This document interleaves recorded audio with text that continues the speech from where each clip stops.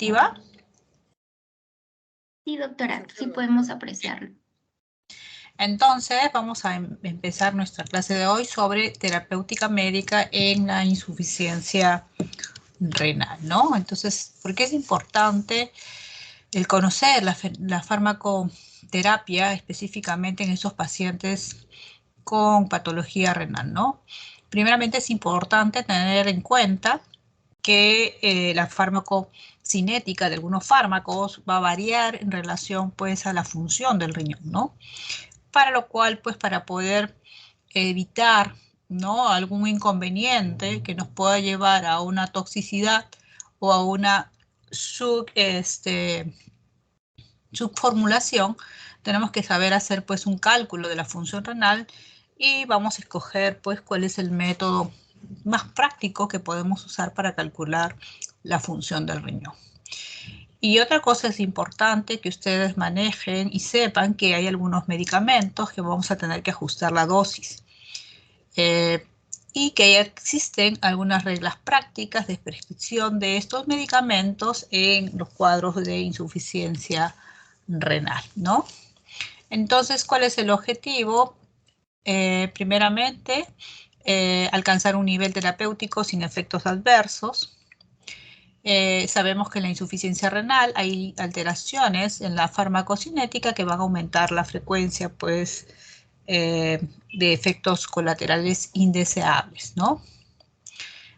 Para evitar eso es necesario, pues, que nosotros conozcamos que existen cambios en la farmacocinética y en la sensibilidad de algunos medicamentos, y es importante que ustedes sepan que tenemos que individualizar la terapia en estos pacientes, ya sean renales, pero también hay pacientes hepáticos que también van a requerir algún tipo de individualización, ¿no? Debemos dar tratamiento personalizado, teniendo en consideración el ajuste de los medicamentos más utilizados. Muy bien, entonces, ¿cuáles son las causas de los efectos adversos que se producen en nuestros pacientes con insuficiencia renal, ¿no? ¿Cuáles son los problemas que comúnmente llevamos a cabo, ¿no? Entonces, lo primero que tenemos que tener en cuenta es que muchos de nosotros hacemos una estimación equivocada a la hora de calcular el filtrado glomerular, ¿no? Entonces, es como una fórmula sencilla que podamos tener, pues, un cálculo adecuado, pero muchas veces no lo hacemos por apuro o porque nos olvidamos la fórmula y hacemos un cálculo incorrecto, ¿no? Además, también es importante que nosotros conozcamos las vías de metabolización de los medicamentos. Si se metaboliza por vía hepática, si se metaboliza por vía renal y sobre todo también la eliminación de los mismos, ¿no? También recordemos que es importante que conozcamos la fisiología de la función renal. Entonces, muchas veces nosotros también tenemos un desconocimiento sobre terapéutica y los efectos adversos de los medicamentos. Además, vemos que hay un deterioro de la función renal por un mal ajuste del medicamento en insuficiencia renal. Muchos de los medicamentos también son nefrotóxicos. Entonces, esta insuficiencia renal podemos empeorarla, ¿no? Y otra cosa también que tenemos nosotros es que damos el medicamento y ni siquiera advertimos al paciente o de repente, pues, hacemos un seguimiento de los efectos del mismo. Entonces, cuando hablamos de la farmacocinética, acordémonos que hay una serie de pasos, por ejemplo, la absorción de los medicamentos, ¿no? Recordemos que la mayoría de los fármacos administrados por vía oral van a ser liposolubles y se van a absorber en el intestino delgado. Pero, ¿qué pasa con nuestros pacientes urémicos? Van a existir varios factores que van a disminuir esta absorción. ¿Cuáles son estos factores? Por ejemplo, vamos a ver que al aumentar la concentración de amonio gástrico, ¿no?, en estos pacientes urémicos, van a amortiguarse la acidez del estómago y por lo tanto va a haber una absorción incompleta y lenta del medicamento. Además, muchos de los pacientes por la misma uremia son pacientes que continuamente, pues acuérdense, la gastritis urémica, continuamente van a estar con uso de antiácidos de aluminio y también eso va a ser un factor que inhiba la absorción. También recuerden que los diabéticos que la primera causa de insuficiencia es la diabetes, y muchos de estos diabéticos también tienen una neuropatía gástrica del sistema autónomo y por lo tanto también la absorción va a estar disminuida, ¿no? Y también va a haber una alteración del metabolismo hepático del primer paso. Entonces, estamos viendo que no solamente la absorción del medicamento va a estar alterada en nuestros pacientes renales, sino también la distribución del medicamento, ¿no? Entonces recuerden que el medicamento a nivel de nuestro organismo no se distribuye de forma homogénea, sino de forma heterogénea, ¿no? Entonces tenemos medicamentos hidrosolubles y medicamentos liposolubles. Estos medicamentos hidrosolubles se van a unir fuertemente a las proteínas y van a permanecer en el líquido extracelular. O sea, son medicamentos que no se van a distribuir rápidamente. Son medicamentos de baja distribución. Pero tenemos medicamentos liposolubles, los cuales prácticamente van a distribuirse muy ampliamente y sobre todo en los tejidos, ¿no? El problema es que en la insuficiencia renal se va a alterar el volumen de distribución del fármaco porque van a haber elementos que van a interferir en esta distribución, es decir, los edemas, la citis. Y también, ¿qué sucede en la uremia? También vamos a ver que hay una disminución de la unión del medicamento con las proteínas. Entonces, esta unión del medicamento a las proteínas puede ser debida primero porque hay baja albúmina y dos, porque hay una reducción de esta albúmina por el fármaco. Entonces ya no estamos hablando solamente de la absorción, la distribución, sino también vamos a ver ahora el metabolismo de los medicamentos con respecto a la insuficiencia renal, ¿no? Entonces, recordemos que en pacientes con insuficiencia renal, si el medicamento se metaboliza por vía hepática, entonces no vamos a tener que hacer ningún tipo de ajuste de dosis. A diferencia si este medicamento se elimina por vía renal. Ahí sí vamos a ajustar porque acuérdense que no va a poder ser eliminado porque tenemos un paciente con insuficiencia renal, ¿no es cierto? Entonces recordemos que existen datos que demuestran cierta influencia de la insuficiencia renal en el aclaramiento de los fármacos que se van a eliminar por vía hepática. Hay algunos, ¿no? Debido a una reducción de las enzimas microsomales hepáticas, ¿no? Entonces la mayoría de los medicamentos que se eliminan por vía hepática no sufren transformación. Existen algunos que sufren discreta transformación debido a una reducción de las enzimas microsomales hepáticas. Muy bien, y luego cuando hablamos de la eliminación, el riñón elimina en parte o en su totalidad la mayoría de los medicamentos, incluyendo los metabolitos del fármaco metabolizados por el hígado. Recordemos que la excreción renal de un fármaco es una función que va a incluir tres procesos: la filtración, la secreción tubular y la reabsorción tubular. Y obviamente, pues si tenemos un riñón enfermo, vamos a ver pues que se va a alterar esta eliminación y a más grave la insuficiencia, mayor alteración en la eliminación del mismo, ¿no? Pero van a existir normas prácticas para la dosificación de los fármacos en la insuficiencia renal. Una cosa que siempre le digo, estimados alumnos, es que no siempre vamos a conocer todos los fármacos. Cada día sale un nuevo fármaco y definitivamente, pues, no tengan miedo de consultar en el internet, en Google, las características del fármaco. ¿Por qué les digo? Porque a veces, antiguamente teníamos lo que llamamos el Sanfor, que era como una libretita donde nos decía, pues, los medicamentos, las dosis que teníamos que ir regulando en relación a la insuficiencia renal, etcétera. Pero ahora ya todo está, pues, virtualizado, entonces lo podemos tener en el internet.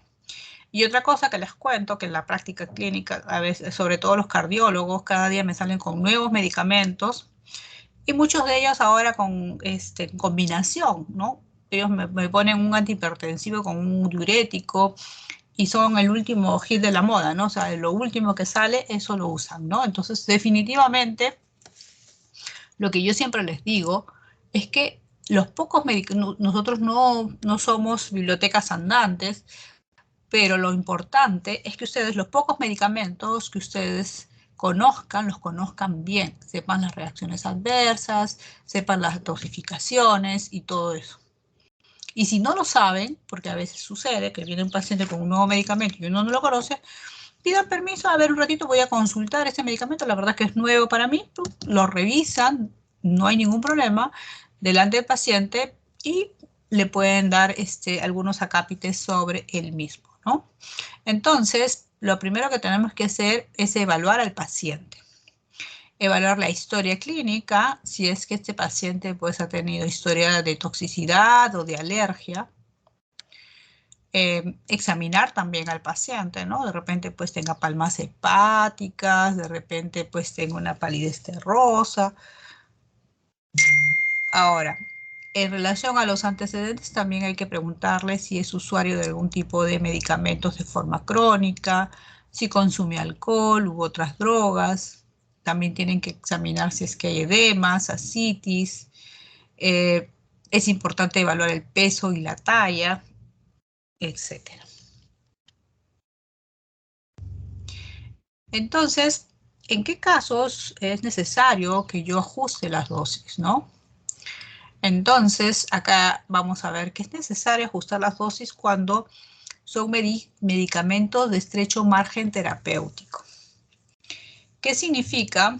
Que para que el medicamento haga el efecto terapéutico, voy a requerir determinada dosis, pero no voy a poder jugar mucho con los niveles de esa dosis porque rápidamente me puedo ir a la toxicidad y rápidamente también me puedo ir a la subindicación y que lamentablemente no va a causar el efecto deseado, ¿no?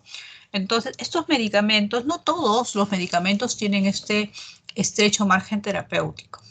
Solamente hay algunos, por ejemplo, la digoxina, el Epamin, el tacrolimus, ¿no? Entonces, estos medicamentos con estrecho nivel, nivel terapéutico van a tener que ser dosados en sangre. Entonces, con ese dosaje en sangre, yo me voy a guiar para poder subir o bajar la dosis del medicamento, ¿no?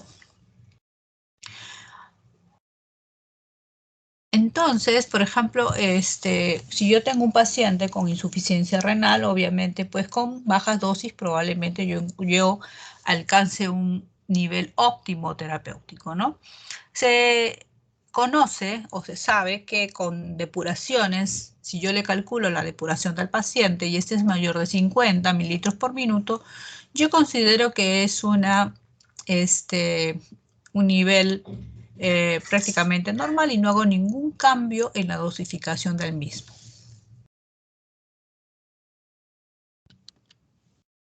Entonces, debemos recordar que lo primero que tenemos que hacer es, vamos a ver cómo calculo yo la dosis inicial del medicamento o cómo yo calculo la dosis de mantenimiento. La dosis inicial, acuérdense que por lo general es la misma dosis, es una dosis como cualquier dosis, considerando como si fuera normal el paciente.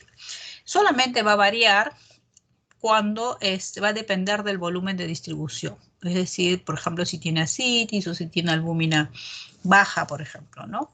Pero no va a depender de la tasa de filtrado.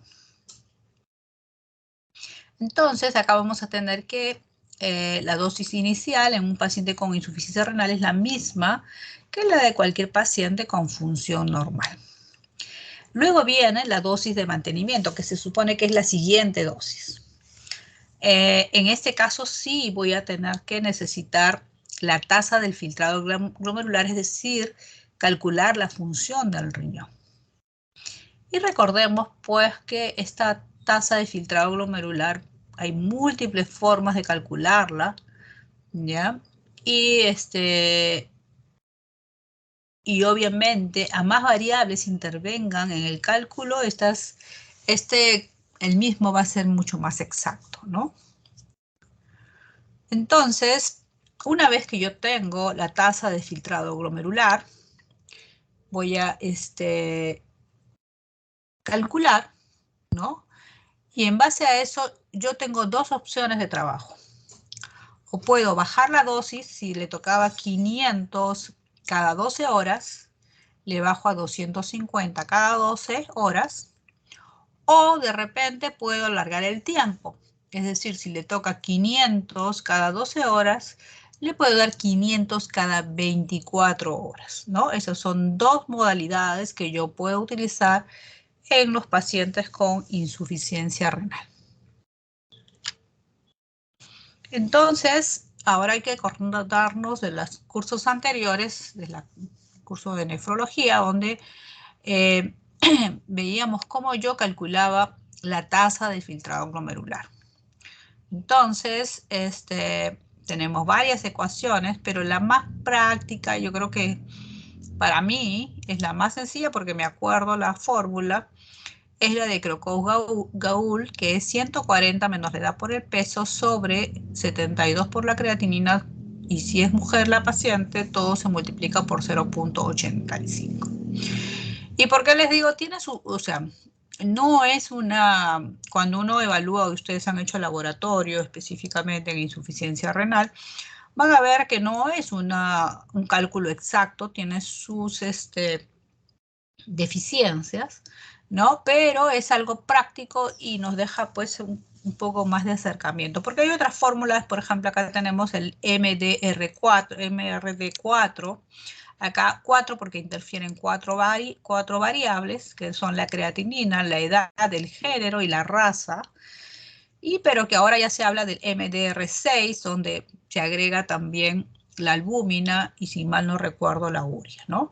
Entonces, y tenemos otras fórmulas como el CKD-EPI, miren cómo es una fórmula donde definitivamente son cada vez más complejas, pero lo bueno es que hay unas calculadoras especiales que las bajamos a nuestros celulares y las podemos obtener de forma rápida. Entonces acá les muestro algunos fármacos que se eliminan por vía hepática y que no van a necesitar del ajuste de dosis como habíamos visto. Por ejemplo, los agentes neuromusculares, que se utilizan mucho en anestesia, en pacientes que van a ser sometidos a cirugías. Tenemos los analgésicos no narcóticos, el más conocido, la lidocaína, anticoagulantes como la heparina, el dipyridamol, la warfarina tampoco, los anticonvulsivantes como la carbamazepina, el ácido valproico, la fenitoína, la fluoxetina, que es un antidepresivo también, la amitriptilina, la imipramina, etc. Entonces, miren todos los medicamentos que no necesitan el cambio específicamente o el cálculo de la dosis, ¿no? Entonces, definitivamente es importante recalcarles que hay un montón de medicamentos, pero los pocos que conocemos hay que conocerlos bien. Y otra cosa también es siempre advertirle al paciente, porque la mayoría de los medicamentos tienen sus reacciones adversas, entonces hay que explicarle al paciente para que con toda la paciencia, pues, el paciente les avise si es que sucede algo, ¿no? Y cuando piensen en eso, van a decir, el doctor sí me advirtió, me avisó, pero peor es que los agarren desprevenidos y más bien se preocupen y nunca más vuelvan a la consulta con ustedes, ¿no? Acá tenemos ejemplos de ajustes de la posología en determinados antibióticos, ¿no? En la insuficiencia renal, ¿no? Por ejemplo, acá tenemos el más conocido, a ver, la amoxicilina con ácido clavulánico. Por ejemplo, acá se da vía oral 250, podemos dar hasta 1 gramo cada 6 a 8 horas, dependiendo de la patología que vamos a tratar. Si la depuración es más de 50 mililitros por minuto, es decir, 50%, damos completamente la dosis. Si es entre 30 y 50, también, pero ya si es entre 10 y 30, vamos a bajar a 500 cada 12 horas. Y si es menos de 10, que se supone que el paciente ya está en diálisis, vamos a dar 500 cada 24 horas. Es importante recalcar que acá al costadito hay una palabra que dice HD, que considera que si el paciente hemodializa, obviamente si tiene menos de 10 debería hemodializar, hay que darle un suplemento de dosis. Porque en la diálisis, acuérdense que con el filtro sale el medicamento hacia, es expulsado, ¿no? Se podría decir, ¿no? Otros medicamentos que tenemos, pues acá tenemos, por ejemplo, la cefuroxima, el ciprofloxacino, que también lo damos bastante común, ¿no? Bioral 500 a 750 cada 12 horas, si tiene más de 50% de función, 50 mililitros por minuto, damos el 100% del medicamento. Si tiene entre 30 y 50, vamos a darle 500 cada 12 horas. Y si tiene de 10 a 30, 500 cada 24 horas. Y si tiene menos de 10, podemos continuar con 500 cada 24 horas, pero se le da pues un adicional diálisis, ¿no?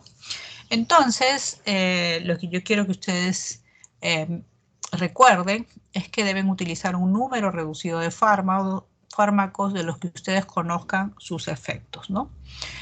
Tenemos que evitar al máximo las combinaciones cuya nefrotoxicidad va a potenciarse. Debemos, así como la concentración sanguínea de los fármacos, estrecho terapéutico, ¿no? La creatinina sérica no debe ser la única pauta para valorar la función renal. Hay pacientes con creatinina sérica normal y que pueden tener efectos de riesgo asociados para padecer nefrotoxicidad. Por ejemplo, pacientes ancianos, pacientes deshidratados, pacientes diabéticos, pacientes ya con insuficiencia renal, ¿no? Entonces, en estos pacientes, no necesariamente el hecho de tener creatinina a veces normal, pero estos pacientes ya tienen un riñón probablemente con otros factores de riesgo y ya son pacientes golpeados, ¿no? Entonces, en estos pacientes, a pesar de que los valores de la creatinina sérica sean normales, resulta práctico en algunos casos de todas maneras también disminuir la dosis del medicamento, ¿no? Debemos considerarlo, por ejemplo, con menos del 50%. Otra cosa importante, muchas veces nosotros los especialistas consideramos las dos dosis, es decir, disminuyo la dosis del medicamento y también alargo el tiempo, ¿no? Entonces eso es importante y todo eso lo va a dar la práctica diaria, ¿no? Muy bien. Y también quería recordarles, perdón,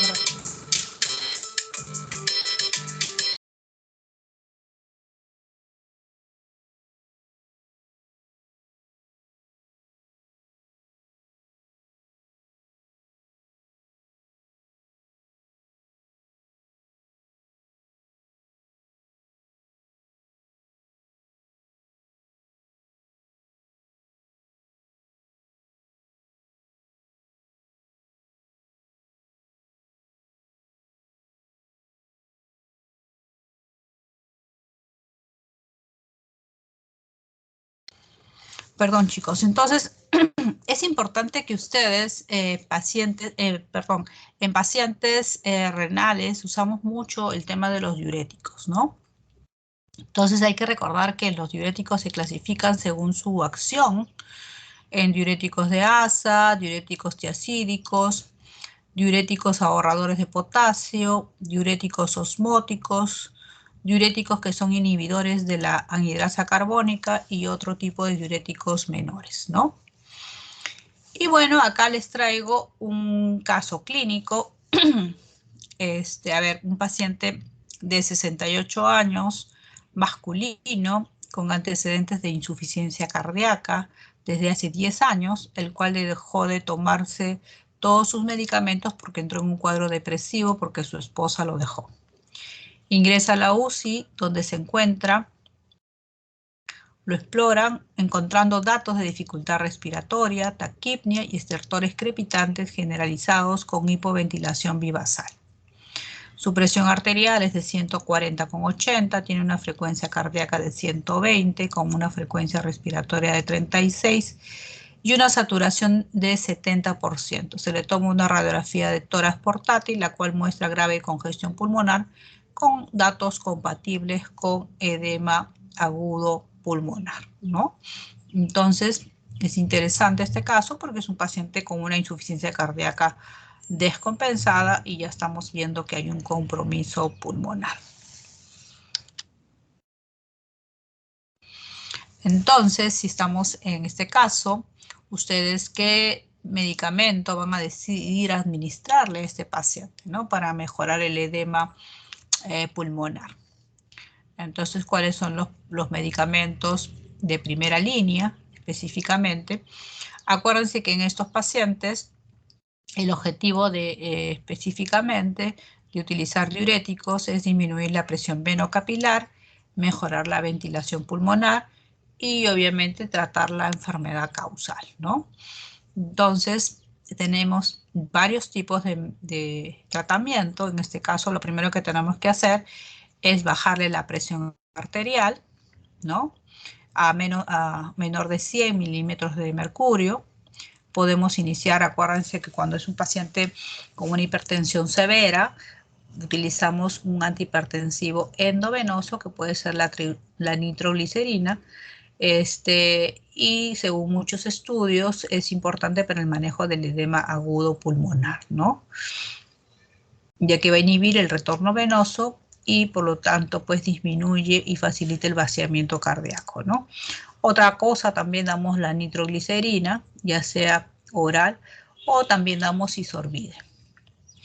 Además, damos diuréticos, porque justo el objetivo de esta charla es el tema de los diuréticos, y damos endovenoso de 0,5 a 1 miligramos por kilo. ¿Ya? Entonces, el efecto es inmediato, generalmente en pocos minutos, y vamos a ver pues que va a ayudar también al tema de llenado del ventrículo izquierdo y va a mejorar los síntomas de nuestro paciente. También podemos dar el sulfato de morfina de 2 a 8 miligramos endovenosos si la presión arterial es mayor de 100 mililitros por mercurio. También va a causar vasodilatación venosa. Y en este caso podemos usar torniquetes rotatorios, es decir, la sangría blanca, le dicen, ¿no? Entonces, estamos tratando un paciente con un edema agudo pulmonar. Este edema agudo pulmonar es podemos encontrarlo en pacientes con insuficiencia renal estadio prediálisis, ¿no? En cuadros urémicos podemos encontrar una insuficiencia cardíaca descompensada y ya sabemos cómo tenemos que tratarlo, ¿no? Acuérdense que lo primero, bajarle la presión, dar diuréticos y usar torniquetes.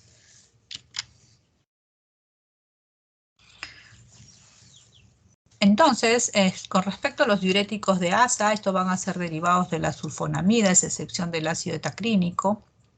Secreta por el túbulo contorneado proximal, va a inhibir el cotransportador de sodio-potasio 2-cloro en la rama ascendente delgada del asa de Henle y tiene tolerancia a largo plazo por el sistema renina-angiotensina-aldosterona. Entonces, cuando hablemos de diuréticos de ASA, vamos a ver que tenemos la furosemida, que es el más conocido, pero ahora también estamos hablando de otros medicamentos como la bumetanida, la torasemida y el ácido etacrínico. Entonces, ¿cuáles son las indicaciones? Justo el paciente que hemos visto el caso clínico. Entonces, por ejemplo, acá la respuesta era la furosemida. ¿Ya? El medicamento que se debe administrar en un caso de edema agudo pulmonar es la furosemida, ¿no? Entonces, ¿cuáles son las indicaciones? La insuficiencia cardíaca grave, el edema agudo pulmonar, la hipertensión, las crisis hipertensivas, la insuficiencia renal con retención hidrosalina y la cirrosis hepática con retención de líquidos. Y les cuento que utilizamos dosis incluso hasta 2 miligramos por kilo. O sea, si yo tengo 60, más o menos hasta 5 incluso, ¿no? Hasta 300 miligramos, imagínense. La furosemida tiene techo alto, es decir, podemos usar grandes dosis que les estaba mencionando, produce venodilatación, el inicio de acción es bastante corto, en 10 a 20 minutos y se utiliza en forma endovenosa, la duración es de 5 a 6 horas, el máximo efecto a la hora y media, la dosis es de 20 a 250 miligramos al día, ¿no? Y tiene un metabolismo y excreción renal. En relación a la bunmetanida, que también tiene un techo alto, tiene una acción también en 30 minutos, el efecto es máximo, la duración es de 4 a 5 horas. No se ha demostrado utilidad en la hipertensión y tiene metabolismo hepático y excreción renal. Esta es otra pregunta. La furosemida y en menor medida otros diuréticos de asa causan nefrotoxicidad, ototoxicidad, cardiotoxicidad, edema cerebral o miopatía. Habíamos visto que específicamente, miren, acá vemos cuáles son sus efectos: ototoxicidad reversible, hipopotasemia, hiponatremia, hipocalcemia, hiperglucemia, hipertrigliceridemia y alcalosis metabólica hipoclorémica a altas dosis. Acá vemos la toxicidad aparentemente es reversible, pero en algunos casos, si yo lo utilizo en combinación con otro nefrotóxico, como por ejemplo los aminoglucósidos, estas ya van a ser pues irreversibles, ¿no? No toxicidad irreversible. ¿Cuáles son las contraindicaciones de estos diuréticos? La anuria, si el paciente no orina, por más diuréticos que yo le dé, no va a funcionar, ¿no? Entonces, no estaría indicado en pacientes que ya no orinan nada. En pacientes deshidratados tampoco le puedo dar diuréticos. Si tengo pacientes con discrecias sanguíneas tampoco. Otra cosa es no usar endovenosos si no podemos monitorizar los electrolitos, porque de repente a la hora, como orinan grandes cantidades, por ahí se pierden sodio y potasio y probablemente pueda llevarlo a una hipopotasemia y una parada cardíaca que puede ser grave, ¿no? Este es otro caso, un paciente de 78 años de edad, ¿no? Con una hipertensión arterial sistémica y osteoporosis, que acude a su al consultorio de ustedes para su cita mensual de control. Estaba con amlodipino de 10 miligramos, ¿no? Y le encuentran una presión arterial con 160/90. Entonces, ustedes ven que tienen que reevaluar, es un paciente hipertenso, tienen que reevaluar si va a continuar con la medicación antihipertensiva, si van a aumentar la dosis, si van a cambiarla, etcétera, etcétera.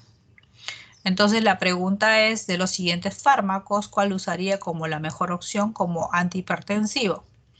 La furosemida, la bumetanida, el ácido etacrínico, la espironolactona o la hidroclorotiazida.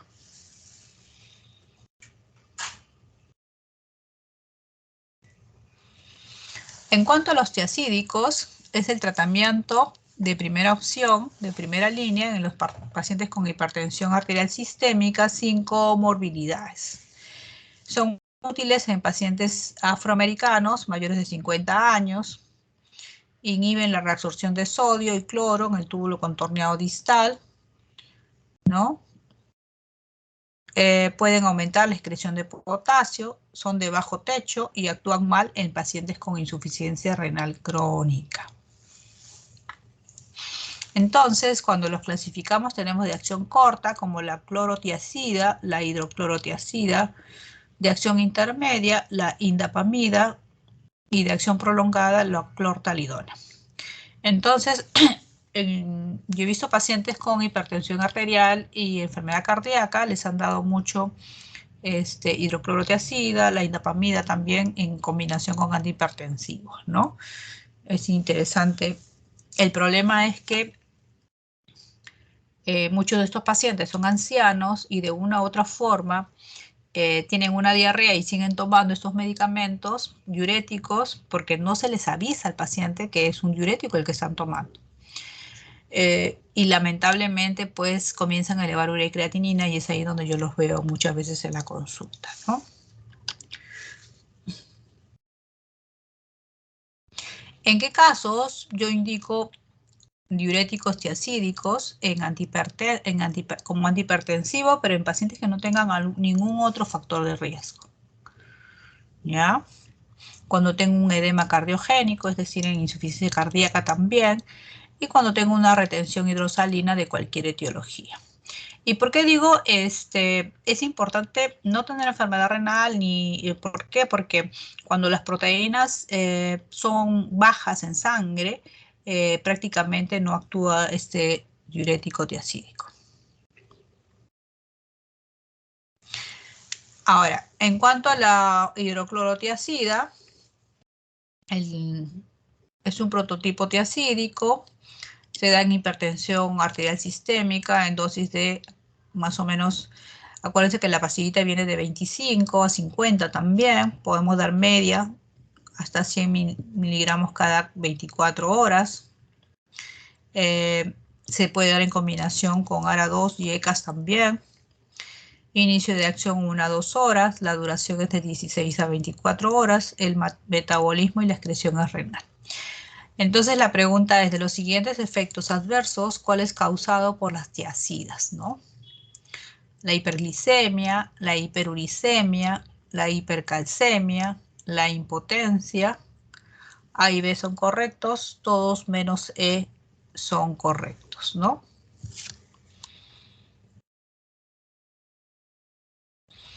Los efectos adversos de la hiponatremia, la hiperglicemia, la hiperuricemia, la...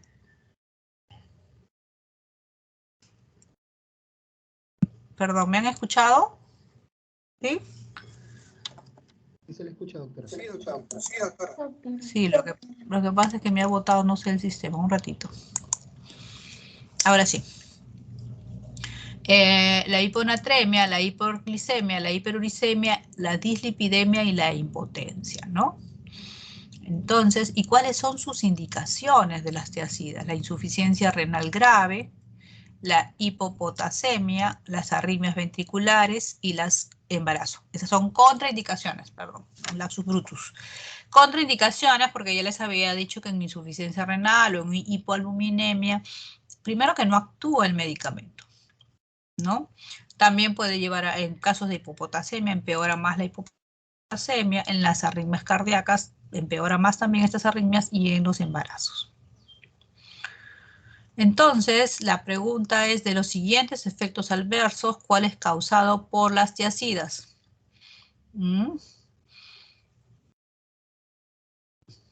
Hiperglicemia, hiperuricemia, hipercalcemia, impotencia. A ver.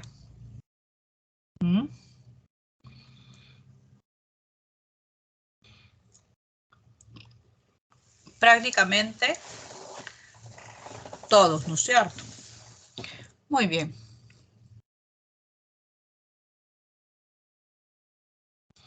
¿Cuáles son las interacciones farmacológicas de las tiazidas? Con los corticoides se va a empeorar y vamos a tener pacientes que van a tener más edema. Con los antiinflamatorios van a disminuir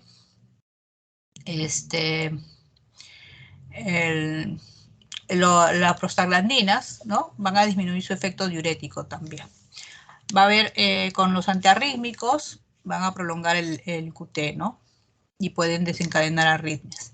Con los antibióticos, con los aminoglucósidos, obviamente pueden empeorar la nefrotoxicidad.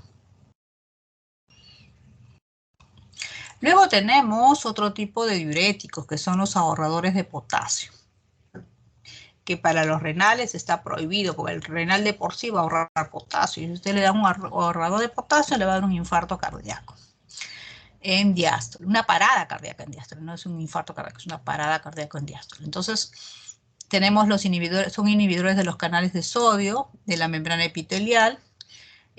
¿Cuáles son los ejemplos? Tenemos la amilorida y el trantereno, que tienen una acción inhibiendo estos canales. Pero también tenemos el más conocido, que es la espironolactona, que son antagonistas de los receptores de los mineralocorticoides. ¿Cuáles son las indicaciones de estos diuréticos ahorradores de potasio? Son edema de origen cardíaco, hipertensión, retención hidrosalina en casos de cirrosis. Acuérdense que en la cirrosis, a diferencia de la insuficiencia renal, ellos tienen más bien tendencia a la hipocalemia. Entonces, para eso, el diurético en ellos es ideal en un retenedor de potasio, porque ellos más bien tienen problemas con el potasio. Más bien nosotros, los insuficientes renales, más bien tenemos más bien potasio alto. Entonces está contraindicado, ¿no?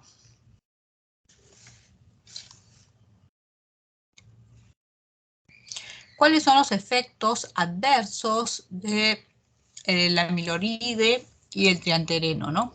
La hiperpotasemia, que son ahorradores de potasio también, la hiperpotasemia, la acidosis, la hipertensión ortostática, la anorexia, náuseas y vómitos, las discrasias sanguíneas, si usan pues junto con digoxina puede haber una toxicidad digitálica y la hiponatremia. ¿Cuáles son las contraindicaciones? Si tengo alergia a algún tipo de elementos, pues, acompañantes o vehículos que acompañan estos medicamentos, la hiperpotasemia, obviamente, la insuficiencia renal y el uso de suplementos de potasio. Luego tenemos los diuréticos osmóticos, a la cabeza el manitol. La urea también es un diurético osmótico, el glicerol y el isosorbida. Entonces, estos medicamentos, al filtrarse a la luz tubular, van a ejercer su efecto diurético al atraer agua por ósmosis, logrando una orina isoosmótica. Tienen una natriuresis variable.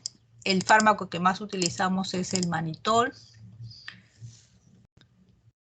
Entonces, ¿cuáles son las indicaciones del manitol? Cuando quiero reducir la presión intracraniana, acuérdense que cuando hay un TEC severo y un edema cerebral, se da mucho el manitol para disminuir ese edema cerebral.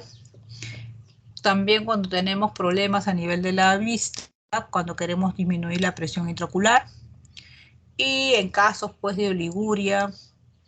Incluso hay trabajos que hablan del uso de manitol para prevención de insuficiencia renal aguda, ¿no? ¿Cuál es la dosis? Perdón, el manitol hace efecto a los 15 a 30 minutos. 15 minutos, tiene un efecto máximo a la hora.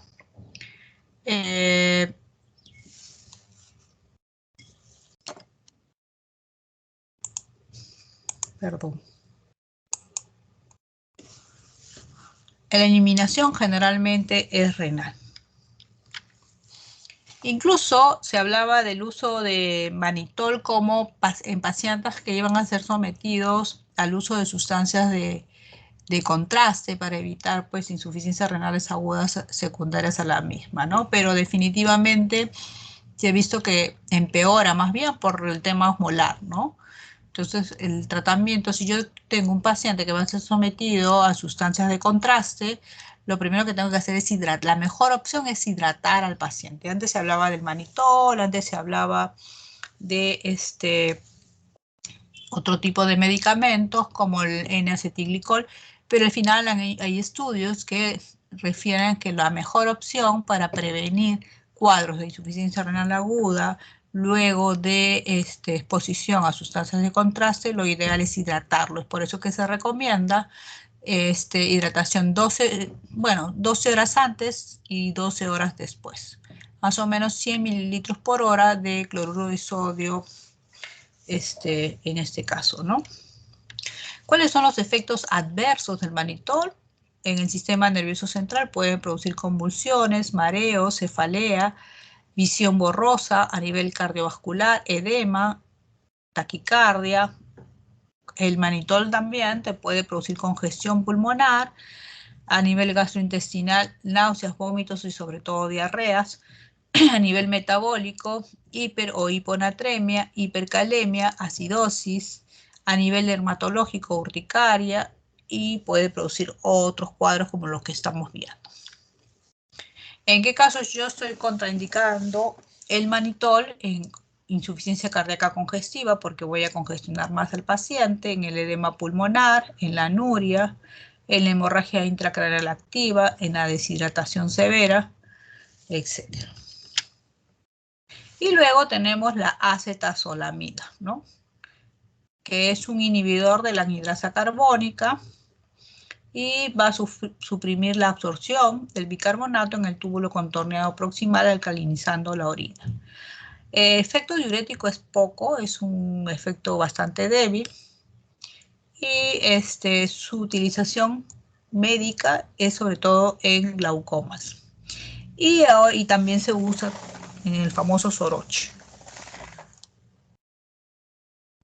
¿Cuáles son los efectos adversos? La hipersensibilidad, la parestesia, el tinnitus, la anorexia, las alteraciones del gusto y trastornos gastrointestinales, la acidosis metabólica, las alteraciones del balance electrolítico, las discrasias sanguíneas, ¿no?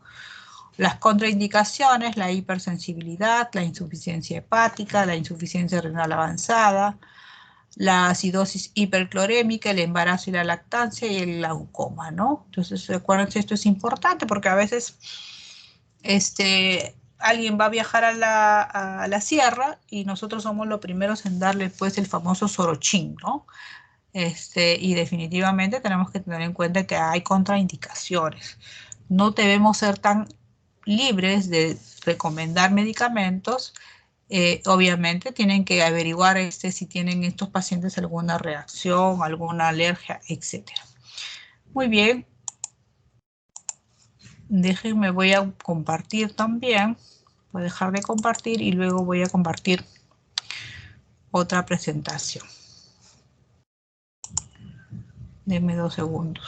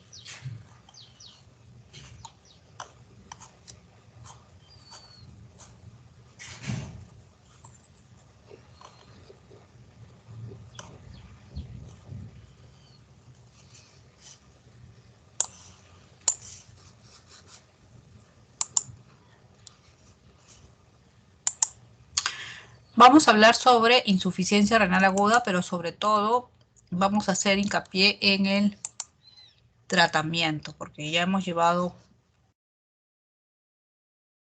antes lo que es insuficiencia renal aguda, ¿no? Entonces es importante recalcar pues que la insuficiencia renal aguda ahora se habla de injuria renal aguda, lesión también renal aguda. Es un síndrome potencialmente reversible. Se considera que se da en un periodo de tiempo menos de 3 meses. Antiguamente se pensaba que era inocuo, que no dejaba secuelas, pero que ahora en el tiempo han hecho seguimiento a algunos pacientes y han encontrado que sí hay un deterioro leve, se podría decir en muchos casos, ¿no? Los términos de insuficiencia, fallo, fracaso van a denotar estadios avanzados del proceso, por lo que ya no se recomienda su uso. ¿Se acuerdan que antes hablábamos de insuficiencia renal crónica, ahora ya hablamos de enfermedad renal crónica? Antes hablábamos de insuficiencia renal aguda y ahora hablamos de injuria renal aguda. Entonces estos términos han ido cambiando en el tiempo, ¿no? Ahora, hay criterios diagnósticos. Se habla de elevación de creatinina de 0,5 miligramos por decilitro por encima de su creatinina basal. ¿Por qué es importante este término? Porque yo puedo ser una anciana y tengo mi creatinina en 0,5 y mañana ya tengo en 1,2. Y si ustedes lo miran de forma aislada, van a decir, bueno, 1,2 está dentro del rango normal, 0,8 a 1,2 está dentro del rango normal, pero definitivamente si lo vemos, ¿no? Desde el punto de vista que mi basal era 0,5, ya estamos hablando de una insuficiencia renal aguda, ¿no?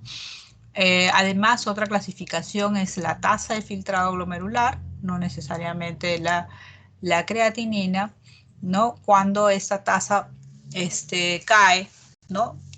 Más del 50% en las primeras 48 horas. También hay un término de insuficiencia renal aguda sobre un fondo crónico, ¿no? Y es cuando también, si yo tengo un basal de 2 y sube pues a más de 3 miligramos por decilitro. Entonces, habíamos visto que la insuficiencia renal ha sufrido cambios específicamente en lo que es concepto, ¿no? Entonces, al igual que la enfermedad renal crónica, la idea es diagnosticar tempranamente para actuar de forma temprana y así evitar la mortalidad de los pacientes. Yo les cuento, bueno, yo tengo como 25 años de médico, yo soy nefróloga, y antiguamente me llamaban de la UCI porque el paciente no orinaba 6 horas. Y tenía una creatinina reciente que le habían hecho y salía el resultado que sale en una media hora y me salía que la creatinina estaba en 0,8. Y yo que era nefrólogo le decía, bueno, no hay nada. ¿Se dan cuenta? Entonces esperábamos que suba la creatinina, las consecuencias y todo, a pesar de que estaba en oligoanuria y todo eso, pero no trabajaba de forma preventiva, esperaba ya los resultados. Y cuando a más nos demoremos, peor son los resultados, ¿no? Muy bien, entonces acá vamos a ver que definen la insuficiencia renal aguda como un síndrome heterogéneo caracterizado por un rápido deterioro, horas a días, de la tasa de filtrado glomerular, produciendo retención de productos nitrogenados, alteración electrolítica y desórdenes de equilibrio ácido-base, por lo cual va a constituir un amplio espectro de procesos patológicos, obviamente, de daño renal que vamos a ir viendo en el transcurso de las láminas. La incidencia varía entre 5% de los pacientes hospitalizados por otras causas hasta un 30-50% de aquellos que se encuentran en unidades de cuidados intensivos, ¿no? La mortalidad es alta porque se suma a otras morbilidades, pacientes posoperados que tienen una sepsis, que han tenido una hemorragia posoperatoria, entonces se van sumando y obviamente esto constituye pues mayor mortalidad en el mismo, ¿no? Sin embargo, ¿por qué es importante el diagnóstico temprano? Porque sobre todo la sepsis, ¿no? Obviamente si yo soy más agresiva en tratamiento antibiótico más temprano, de repente disminuyendo otros cofactores que empeoren la insuficiencia renal, pueda salir este paciente mucho más temprano, ¿no? Recuerden que para que el riñón funcione vamos a necesitar 3 aspectos importantes, ¿no? Que haya un aporte sanguíneo adecuado, que haya integridad anatómica y funcional del órgano y que haya una vía urinaria permeable, ¿no? Entonces, debido a el diagnóstico temprano, se generó pues un nuevo criterio, que son los criterios de Rifle.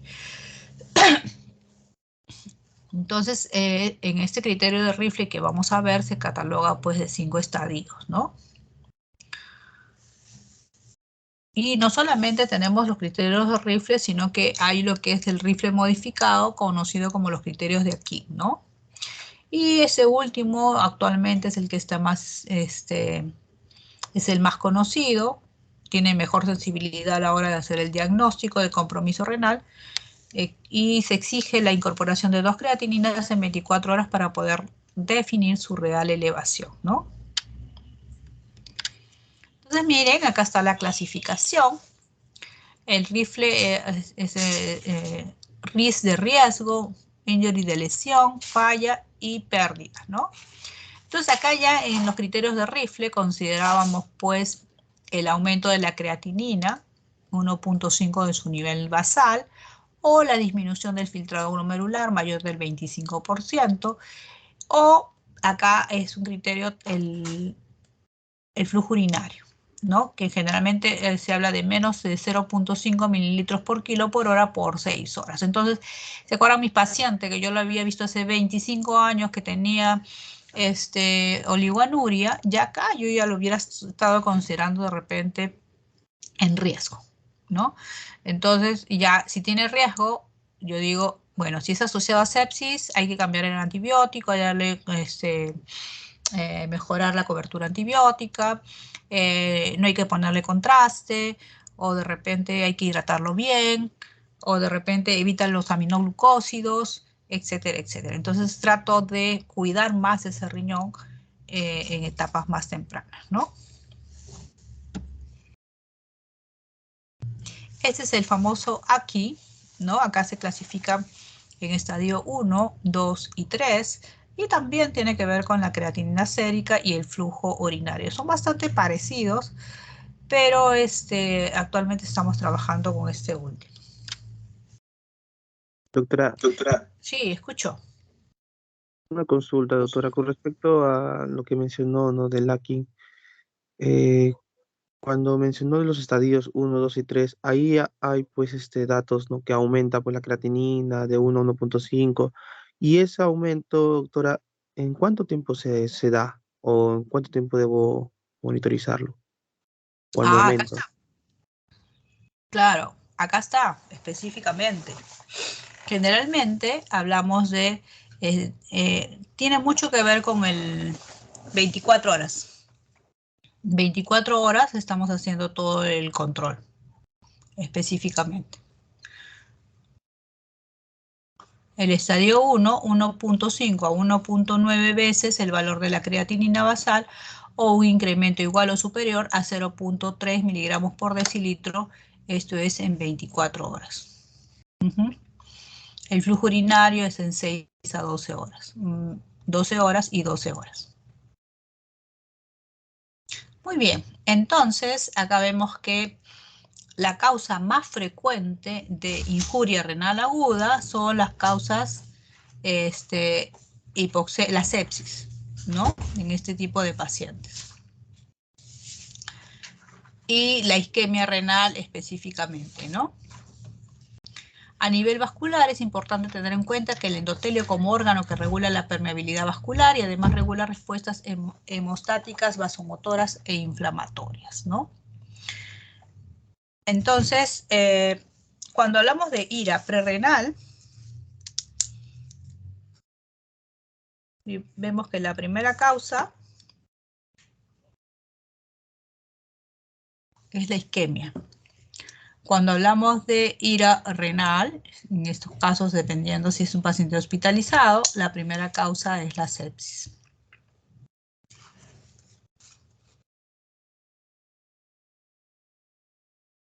Entonces, cuando hablamos de ira prerrenal, la idea es que si es que la causa es hipotensión, hipovolemia, es la recuperación inmediata y rápida, ¿no?, del paciente para evitar ir a la siguiente fase, que es la ira renal. Lamentablemente, si la intervención es tardía, ya de lo que fue algo fisiológico va a pasar a ser un daño ya estructural. Y lo llamamos necrosis tubular aguda. Entonces acá vemos una historia natural de la necrosis tubular aguda, ¿no? Acá vemos el tema de la prerrenal, ¿no? Donde se supone que acá ad interim hay recuperación, ¿no? Gracias a Dios es la de más frecuencia. Luego tenemos, si no hay acción, vamos a perpetuar el daño. Entonces tenemos lo que es iniciación, donde va a haber pérdida de la microvillosidad, exfoliación, obstrucción tubular. Acá se va a extender.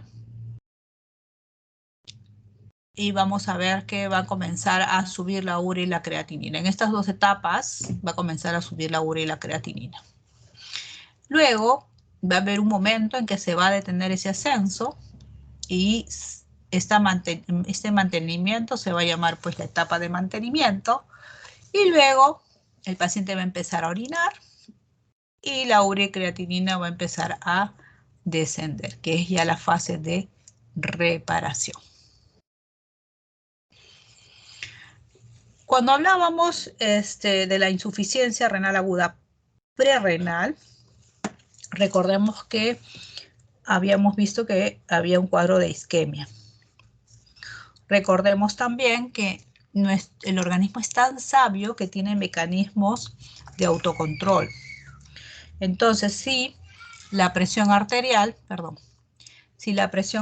tiene sus límites, ¿no? Más o menos, pues, el 80 milímetros de mercurio como mínimo. Si baja menos de 80 milímetros de mercurio como mínimo, ¿no? Obviamente baja el volumen circulante eficaz. Vamos a ver que el organismo libera angiotensina como un mecanismo compensador. Esta angiotensina va a hacer que se aumente la reabsorción tubular proximal y por lo tanto se ahorre agua y sal y mejore esta volemia, ¿no? Pero si no lo hace, vamos a ver que se va a liberar más angiotensina y esta mayor angiotensina va a producir una vasoconstricción a nivel de la arteriola eferente. Y por lo tanto, vamos a ver que todavía el filtrado glomerular todavía no se mantiene, ¿no? Luego, si a pesar de eso sigue la hipotensión, sigue la hipovolemia, vamos a liberar más angiotensina y ya no solamente se va a vasoconstriñir la arteriola eferente, sino también la aferente. Y si se constriñen las dos, el filtrado glomerular ahí sí va a disminuir. Y obviamente si disminuye el filtrado glomerular va a subir la urea y la creatinina. Entonces hasta acá estamos hablando de algo funcional. Eso estamos hablando de la ira prerrenal. Inmediatamente recuperamos esa hipotensión, esa hipovolemia, el riñoncito va a seguir funcionando y no va a haber ningún problema. Pero si no hacemos la acción, vamos a tener pues lo que habíamos visto en la lámina anterior. Entonces, la ira prerrenal va a ser más o menos en un 60-70%, la ira parenquimatosa un 20-30% y la ira obstructiva en un 10%, ¿no? Hay otra clasificación. Esta clasificación anterior es en relación al lugar de acción del daño, ¿no? Pero tenemos otra clasificación que es en relación al volumen urinario. Tenemos ira no oligúrica, ira oligúrica. Es interesante porque a veces no tomamos muy en claro este concepto y pensamos que todas las iras son oligúricas. Recordemos pues que oliguria generalmente dependiendo del libro que ustedes revisen, pero mayormente hablamos de menos de 400 mililitros por día. Y la no oligúrica, el paciente puede orinar normal. Es importante recalcarles que la oligúrica generalmente se asocia a cuadros de isquemia y la no oligúrica generalmente se asocia a cuadros de toxicidad. Por ejemplo, a ver, si yo tengo una insuficiencia renal por contraste, por uso de aminoglucósidos, por lo general yo voy a seguir orinando y mi urea y creatinina va a seguir subiendo, yo sigo orinando. Entonces, por eso es que el volumen urinario no es un solo criterio para diagnóstico de insuficiencia renal aguda. Muy bien, entonces acá tenemos un cuadro más o menos que cataloga específicamente la insuficiencia renal aguda prerrenal, renal y posrenal. La prerrenal asociada a hipovolemia, disminución del gasto cardíaco, disminución del volumen circulante eficaz, ¿no? La deficiencia de la autorregulación renal. La intrínseca, que puede ser glomerular, tubular y vascular, ¿no? Cuando hablamos de la NTA, puede ser isquémica, que les había mencionado, o puede ser por infecciones y puede ser toxinas, ¿no? Entre las toxinas, estas exógenas son los medios de contraste, los aminoglucósidos, la anfotericina B, que también usamos en algunos pacientes, y las endógenas la rhabdomiolisis, el mieloma, la hemólisis, etc. Y las postrenales, que son generalmente pues obstrucciones del cuello vesical o obstrucciones de la unión piel pelvi-ureteral, ¿no? Bilateral. Entonces, esta parte la voy a pasar bastante rápido porque el objetivo de la clase de hoy es el tratamiento. Entonces, en el compromiso prerrenal ya sabemos pues todo lo que conlleve a hipotensión, ¿no? Que puede ser hipovolemia o puede ser una sepsis, pero específicamente en prerrenal tiene mucho que ver con hipovolemia. Compromiso renal, tenemos que ver el daño a nivel del túbulo intersticio, a nivel vascular, a nivel glomerular, ¿no? Y acá vemos pues cuando hay daño túbulo intersticial hablamos de las nefropatías intersticiales y ya habíamos hablado de las nefritis intersticiales, por ejemplo. Cuando es vascular, las vasculitis, las glomerulopatías son las glomerulonefritis. Y cuando hablamos de insuficiencia renal parenquimatosa, específicamente la NTA, estamos hablando de tóxicos, por causas de tóxicos que pueden ser fármacos como la gentamicina, la amicacina, los medios de contraste, y cuando hablamos de toxinas endógenas, la mioglobinuria, la hemoglobinuria, el ácido úrico. Es importante y específicamente que ustedes recuerden que nosotros tenemos mucho miedo de tratar a nuestros pacientes, o si ustedes tienen un paciente que tiene una insuficiencia renal aguda por una causa de una hipovolemia, no le pueden estar agregando más medicamentos nefrotóxicos como los aminoglucósidos, o no pueden estarlo sometiendo a medios de contraste, porque de repente hacer esta insuficiencia renal aguda la pueden complicar y pueden producir pues un cuadro ya un poquito de mayor duración, ¿no? Bueno, las manifestaciones clínicas, obviamente, hay una gama de síntomas y signos, y eso ya, ya lo hemos visto en anteriores rotaciones, ¿no? Vamos a ver, obviamente, el gasto urinario alterado, la sobrecarga hídrica, la elevación de uricreatinina, los trastornos hidroelectrolíticos, la hipercalemia, la hiponatremia, la hipercalcemia y manifestaciones generales de un síndrome urémico muchas veces. Ya saben que es importante para ustedes cuando tengan que dosificar medicamentos en esos pacientes la depuración de la creatinina, que la van a sacar en base pues a dos análisis con específicamente más es la creatinina, ¿no? Muy bien. Y después tenemos, perdón, esto lo vamos a hacer. Otra cosa importante, no se olviden la fracción de excreción de sodio, que la van a tener en un examen de orina para ver si hay eliminación de sodio y nos va a definir si es una ira prerrenal o una ira renal. Y de acuerdo a eso, obviamente, si es una prerrenal, le voy a dar el máximo volumen específicamente porque se asocia a hipovolemia. Pero si ya hay un daño y la fracción de excreción de sodio específicamente es alta, ¿no? En orina, ya no le voy a dar volumen porque yo sé que ese riñón ya hay un daño estructural. Y si le doy volumen, más bien lo voy a llevar a un edema agudo pulmonar y a complicaciones, ¿no? Acá tenemos la diferencia entre la ira prerrenal y la ira renal específicamente. Hay que tener en cuenta. Yo creo que hay que tener criterio común, ¿no? Si ustedes están deshidratados, su orina va a salir concentrada. Entonces la orina la van a ver bien concentrada. La osmolaridad va a ser alta, la densidad alta. Pero si ustedes ya tienen un daño renal y está un paciente deshidratado y el riñón tiene que ahorrar agua y sal y su orina sale líquida, diluida, ustedes van a decir, ah, acá hay un daño estructural, ¿ya? Entonces eso me va a servir a ustedes también para el manejo. Hay biomarcadores tempranos que me pueden decir que ya hay un daño renal, ¿no? Que es la creatinina, la cistatina C, el NGAR y la interleuquina y el KIN1, ¿no? Que ya ahora se habla mucho, ¿no? El sedimento urinario también es un parámetro importante, pero en base del tiempo vamos a correr rapidito, en 2 segundos, al tratamiento de la insuficiencia renal aguda, que prácticamente pues en el cuadro muchos de los mismos se comparten con la insuficiencia renal crónica, ¿no?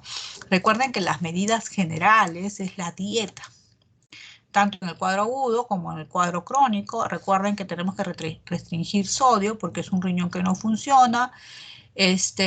definitivamente está con edema, hay oligoanuria, entonces no le voy a dar más sal, voy a retener más agua, o la hipertensión arterial voy a complicarla, ¿no? Entonces puedo darte 1 a 2 gramos al día, vamos a restringir las proteínas. Acuérdense que a más proteínas, más uremia y obviamente más sintomatología urémica y más complicaciones. El fósforo va a ser menor de 800, evito el potasio. Acuérdense que estos pacientes también, si no hay orina, no hay eliminación de potasio, hay hipercalemia y hay muerte por parada cardíaca, específicamente por hipercalemia, ¿no? Restringo los volúmenes, evito medicamentos nefrotóxicos, etc. En cuanto a la hipercalemia, es una complicación frecuente en los pacientes con insuficiencia renal aguda, ¿no?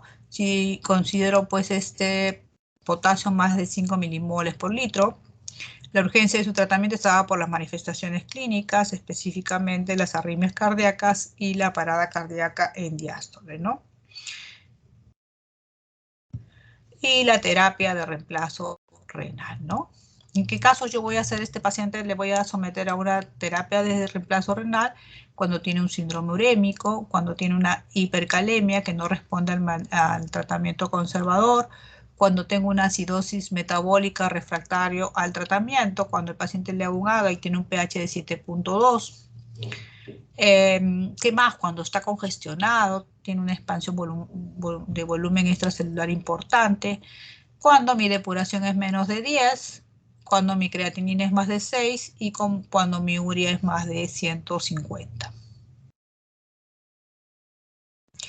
El pronóstico de estos pacientes es bastante pobre, con una alta mortalidad intrahospitalaria que puede llegar hasta un 50%. Se dice que hay un 5% de los pacientes, hasta 10%, que no recuperan función luego de este cuadro de insuficiencia renal aguda, ¿no?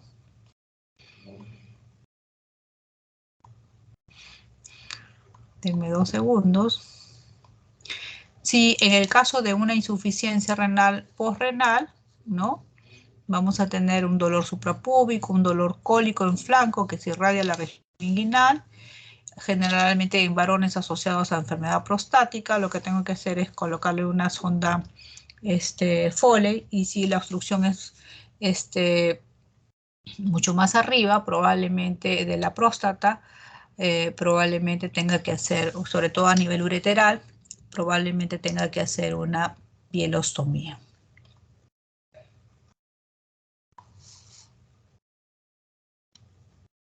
Dos minutos, acá está.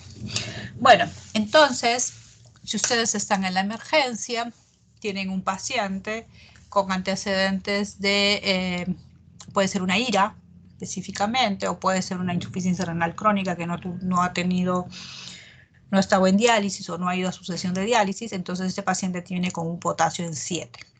Acuérdense que hay una clínica, y hay, muchas veces viene con arritmia, hay que hacerle un electrocardiograma, probablemente vamos a ver pues las famosas tepicudas. En ese momento ustedes tienen que actuar, porque si no el paciente se va a morir ahí frente suyo, ¿no? Entonces, lo primero que tenemos que darle es gluconato de calcio, el 10%, 10 mililitros en forma endovenosa.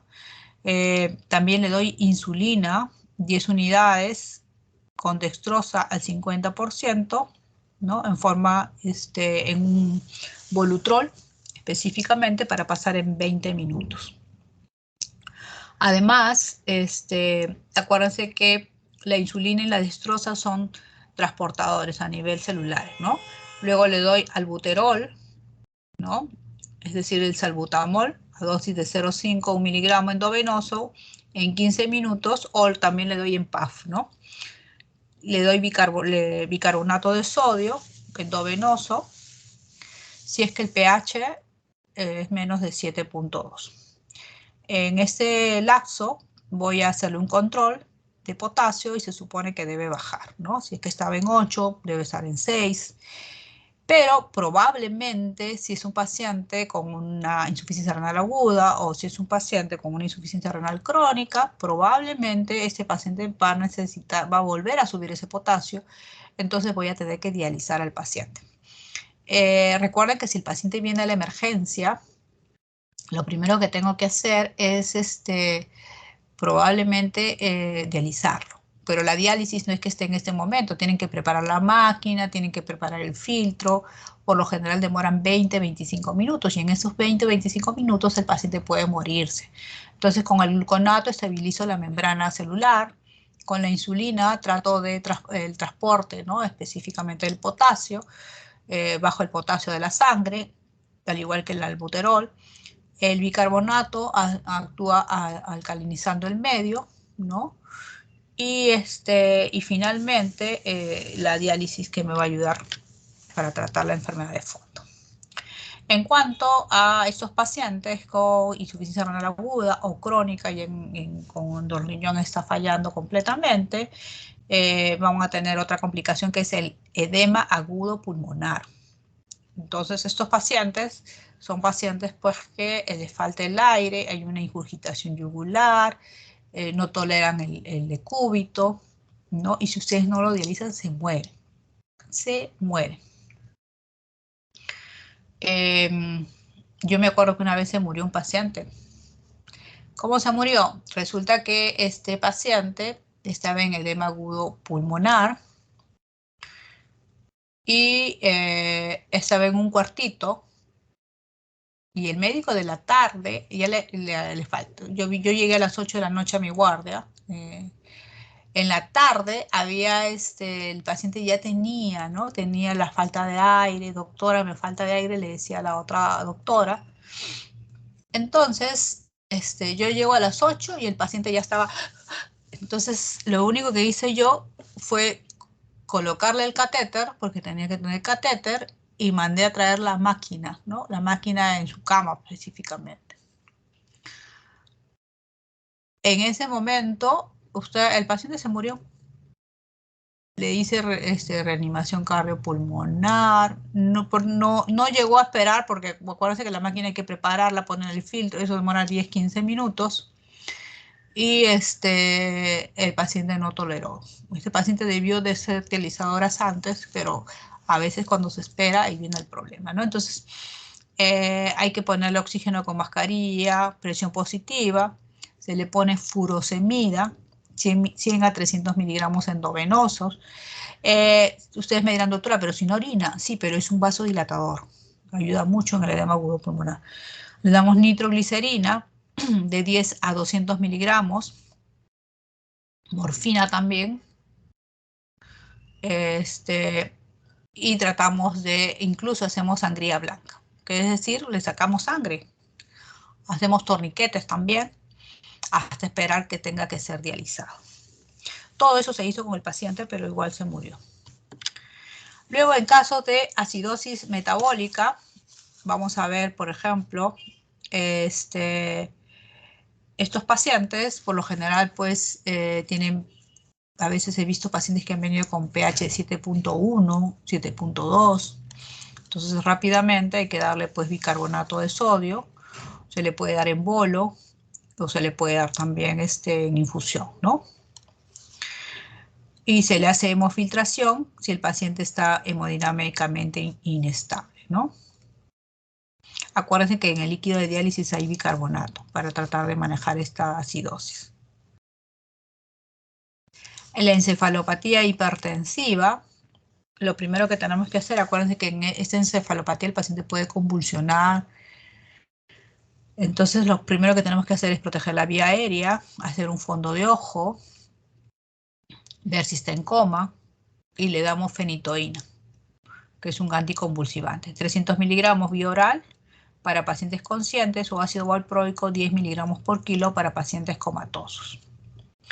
Tratamos de bajar lentamente con un antihipertensivo endovenoso, que puede ser, utilizamos mucho el nitroprusiato en el hospital, endovenoso, para tratar de controlar esa presión arterial.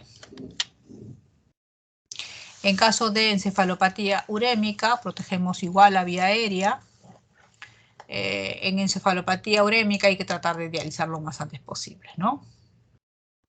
Recuerden que la hemodiálisis no puede ser intensa porque puede producir un desequilibrio Entonces tengo que darle diálisis cortas de 2 horas con varios días sucesivos, ¿no?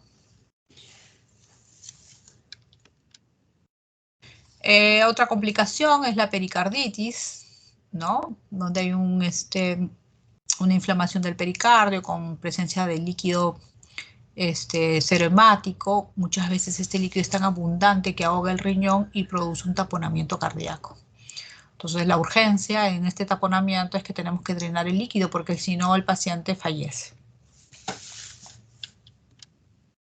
Bien, acá está el taponamiento cardíaco, la necesidad de drenar antes de la diálisis para evitar hipotensión, dejar el drenaje in situ durante la diálisis y cambiar o empezar diálisis peritoneal tan pronto como sea posible. Muy bien, hasta acá alguna pregunta, estimados alumnos.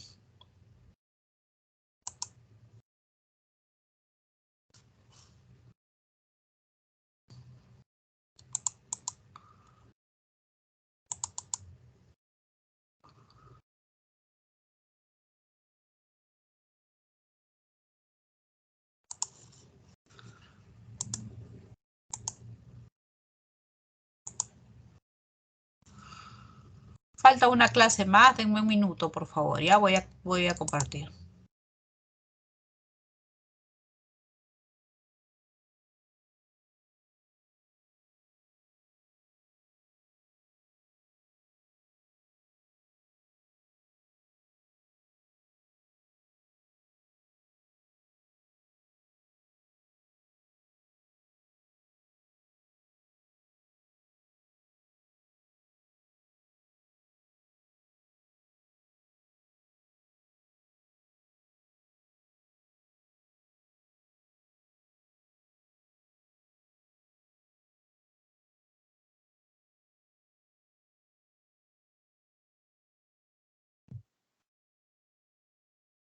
Doctora,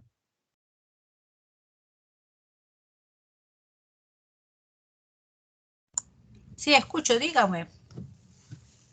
solo una consulta. Con respecto al manejo de la hipercalemia, mencionó 5 puntos. ¿Se tiene que cumplir los 5 puntos en sí, así en orden? Primero gluconato, después la insulina, albuterol y bicarbonato. O yo puedo ver que pues ya con la insulina ya bajó un poco, con el albuterol te bajó y ya hasta ahí. O tengo que cumplir todos los 5 hasta esperar la diálisis.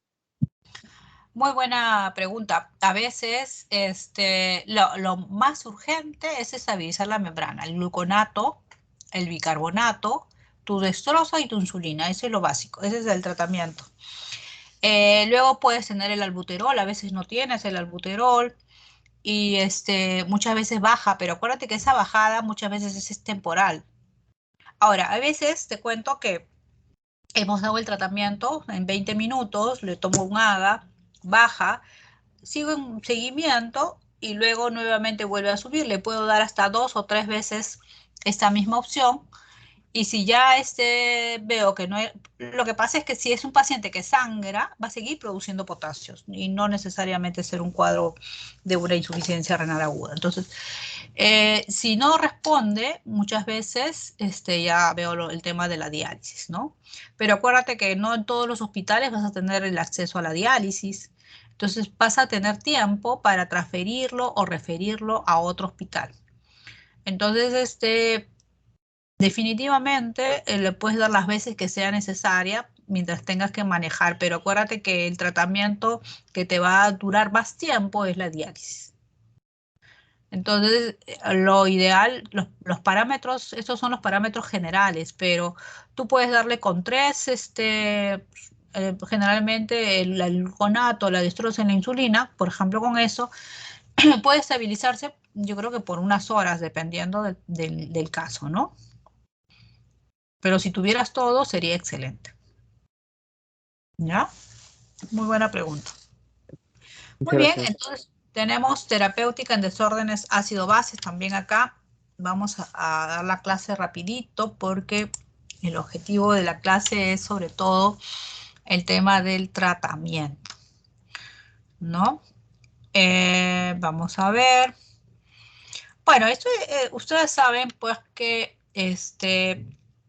todos los días nosotros la comida que que comemos tiene que transformarse en energía y definitivamente los alimentos que comemos se transforman en ácidos fijos, ¿no?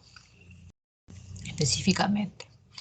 Entonces, estos ácidos fijos, obviamente, harían pues que nuestra sangre tuviéramos tendencia a la acidosis.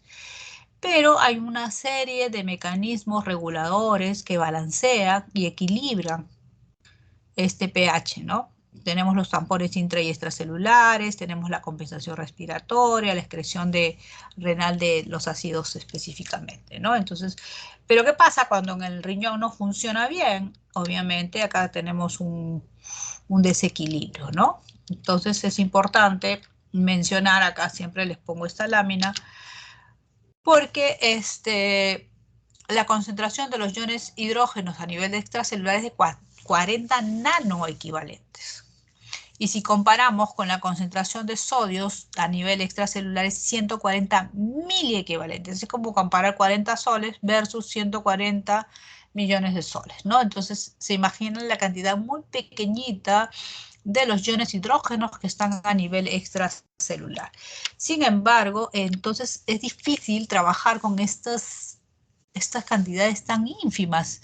Es por eso que se crea el logaritmo negativo para poderlas trabajar, ¿no? Y eso es lo que se conoce como el pH, ¿no? Entonces, recordamos que el principal amortiguador de la sangre es el formado por el bicarbonato, ácido carbónico, ¿no? Y obviamente, pues, hay una relación entre el riñón y el pulmón, ¿no es cierto? Esta relación la vieron mucho dos autores, Henderson y Hasselbalch, ¿no? Y encontraron pues que siempre el bicarbonato va a estar acompañando a la presión del CO2, ¿no? Cuando una sube, la otra también sube, y cuando una baja, la otra también baja en compensación, ¿no?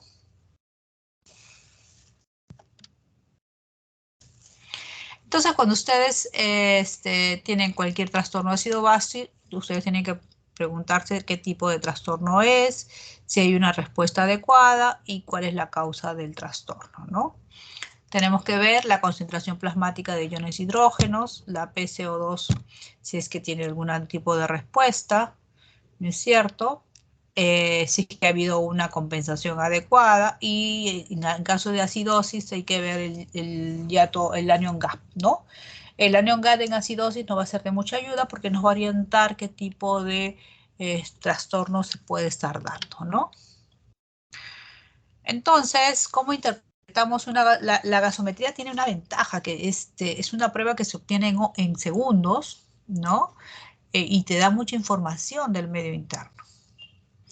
Entonces, es importante que ustedes miren el pH para saber si es una acidosis o es una alcalosis. Y también tienen que ver el CO2 y el bicarbonato para saber el origen de esta alteración del pH, ¿no? Si es respiratoria o es metabólica. Acá hay unas claves, ¿no? Que nos podrían ayudar a poder interpretar mejor estos gases, ¿no? Si el pH disminuye y el bicarbonato también, vamos a encontrar que el trastorno es metabólico. Si el pH disminuye y la presión del CO2 aumenta, o sea, hay una alteración, o sea, no van en la misma línea, se trata de una condición de origen respiratorio. Muy bien. ¿Qué otra cosa importante? Cuando hay una compensación respiratoria de una anomalía metabólica, esta compensación es rápida. O sea, si yo tengo una acidosis metabólica con una alcalosis respiratoria compensadora, esta compensación es rápida. Si yo tengo una anomalía, la base del trastorno es una anomalía respiratoria, ¿no? La compensación renal es lenta, ¿no? Muy bien. Entonces acá hay una serie de fórmulas donde nos va a decir si es que el trastorno base, ¿no? Tiene una compensación adecuada ya sea del pulmón o ya sea del riñón, ¿no? Por ejemplo, si tengo una acidosis respiratoria aguda como base, se supone que la regulación, la compensación debería ser renal. Entonces, acá tengo una fórmula, ¿no es cierto? Utilizo mi fórmula y si está dentro de los parámetros, voy a decir que hay una compensación adecuada, ¿no? Igual en la alcalosis respiratoria, también qué es lo que espero del bicarbonato, cuánto espero encontrar del bicarbonato, ¿no? Obviamente va a variar si es un cuadro agudo o si es un cuadro crónico. En la acidosis metabólica, cómo espero encontrar la compensación respiratoria, cómo espero encontrar el PCO2, y en la alcalosis metabólica también. Y acá tenemos el anion-gap. Acuérdense que anion-gap siempre se va a trabajar con acidosis metabólica, ¿no? El anion-gap es la disminución de los cationes menos los aniones, ¿no? Lo normal, el anion-gap normal es entre 9 a 12, dependiendo de la literatura consultada. Otros consideran de 10 a 12.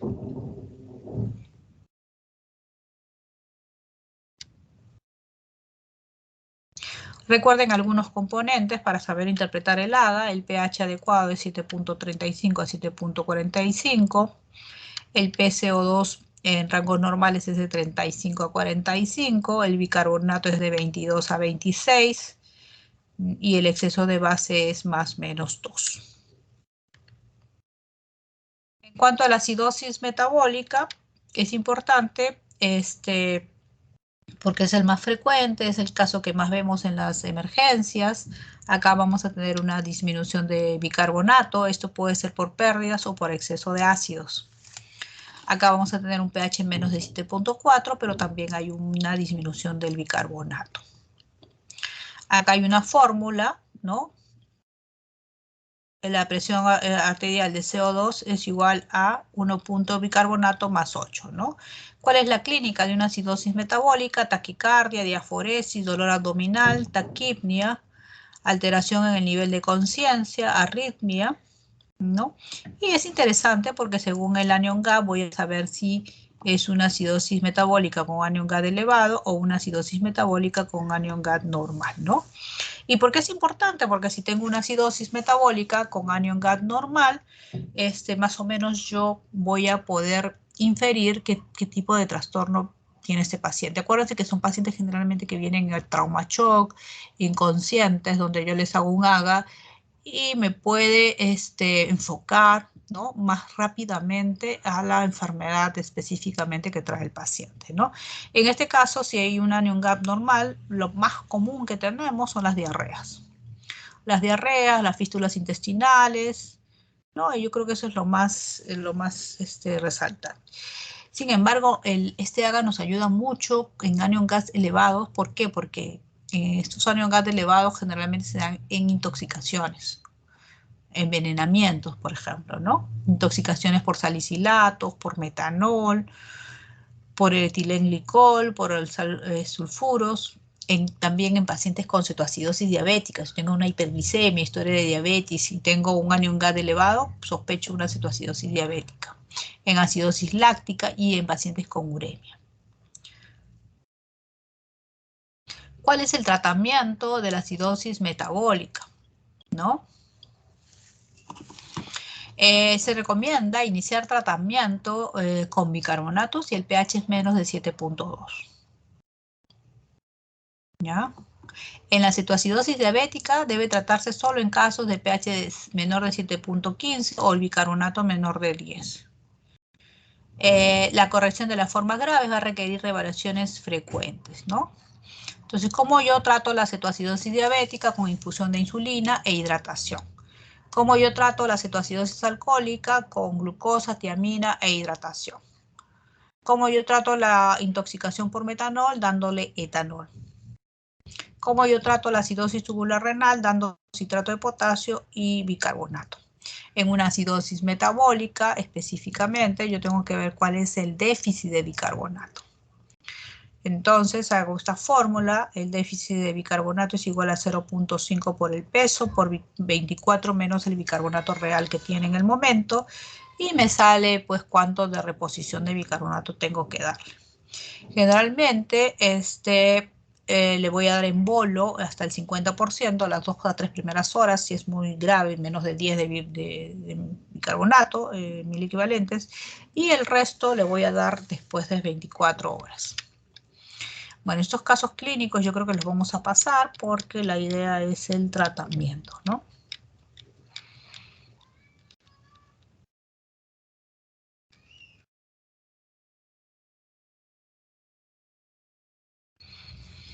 Bueno, entonces, cuando tenemos acidosis metabólica con anión aumentado, acuérdense que habíamos visto intoxicaciones, uremia, ¿no?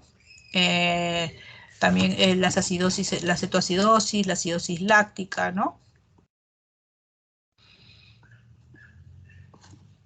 Y con anión gas normal habíamos visto las diarreas y las acidosis tubulares renales, son las más características.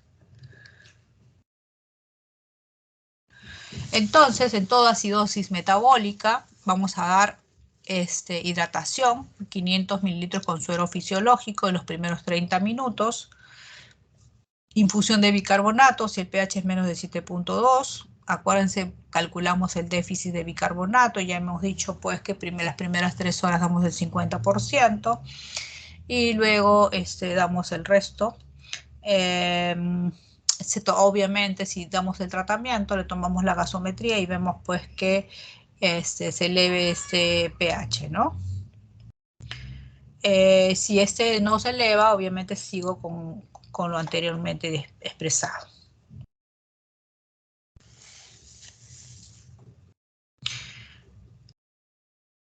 En alcalosis metabólica, perdón, acá hay un caso que lo vamos a pasar rápidamente.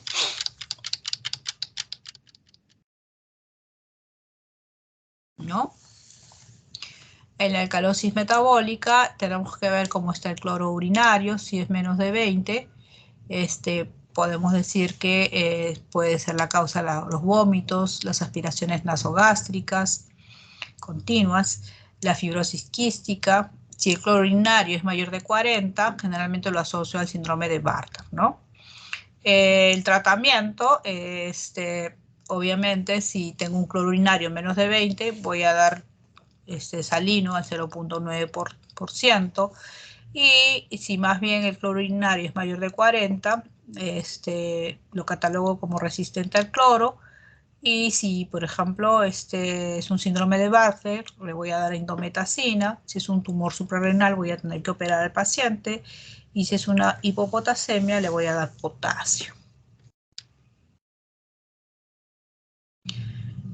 Con respecto a la acidosis respiratoria, recordemos que a nivel central está el centro de la respiración, ¿no? En el tallo cerebral, regulada por quimiorreceptores de CO2, oxígeno y pH. La acidosis respiratoria se va a clasificar en acidosis aguda y acidosis crónica.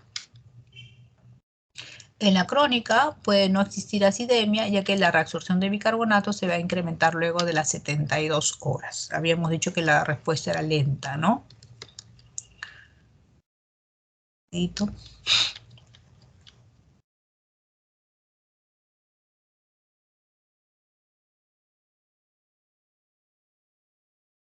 Entonces, ¿cuáles son las causas de acidosis respiratorias agudas? Acuérdense que lo más común, y creo que hubo un ejemplo, son, por ejemplo, los pacientes que son usuarios de drogas, ¿no? Muchas veces, y los relajan vienen a la emergencia, todos excitados, se les relaja y hacen depresión respiratoria, ¿no? Entonces, puede ser sobredosis de tranquilizantes, narcóticos, también daño encefálico de la médula, un síndrome de Guillain-Barré.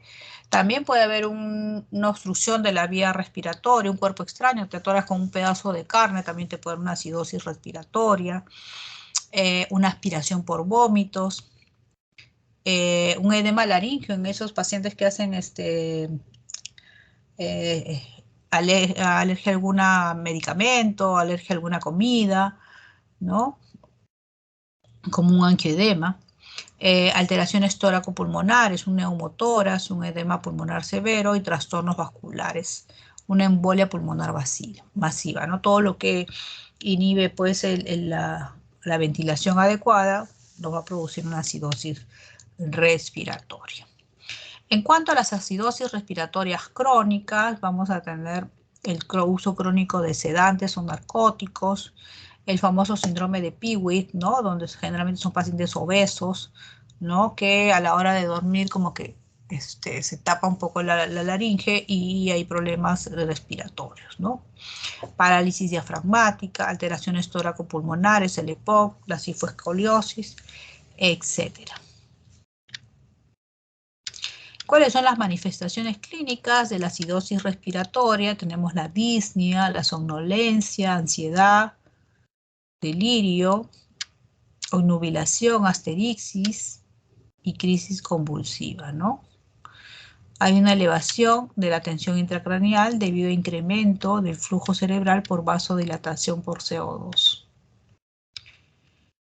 Muy bien, ¿y cuál es el tratamiento de esta acidosis respiratoria? A fin de conservar el estímulo ventilatorio, se permite cierto grado de hipercapnia, sobre todo en crónicos. A veces les cuento que vemos pacientes con un CO2 en 60, 70, 60, y el paciente está con su oxígeno, ¿no? Por cánula o por Venturi. Y ustedes dicen, no, ¿cómo va a estar no, hay que ponerle más oxígeno, y le abren la llave del oxígeno. No, con eso se puede morir el paciente. Porque ese CO2 que está alto es un estímulo para que el paciente siga ventilando. Si ustedes ponen más para que barra el CO2, se va a barrer el estímulo y lamentablemente el paciente va a hacer una parada, ¿no? Entonces, en cuadros crónicos hay que tener mucho cuidado a la hora de corregir. La teofilina se da en pacientes con broncoespasmo, ya que estimula mediante catecolaminas el centro respiratorio y la contractibilidad diafragmática. El bicarbonato de sodio no es indicado para el tratamiento, solo si se puede dar cuando el pH es menos de 7. Y la alcalosis respiratoria, que es una patología común, ¿no? Generalmente es un pH de 7.44, es una consecuencia de ganancia de bicarbonato o pérdida de hidrogeniones, potasio, ¿no? Es uno de los trastornos ácido-base más frecuentes. Perdón, acá el grado de compensación es la acidosis metabólica. ¿Y por qué es más frecuente? Porque tenemos muchos pacientes que vienen a la emergencia con cuadros de ansiedad, ¿no? Entonces, esa hiperventilación hace pues que haya una alcalosis respiratoria.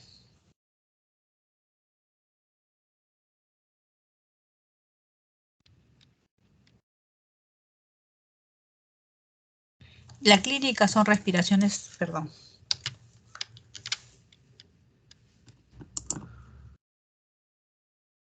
La clínica son respiraciones lentas y superficiales. Los síntomas relacionados, generalmente vamos a tener hipocalemia, hipocalcemia.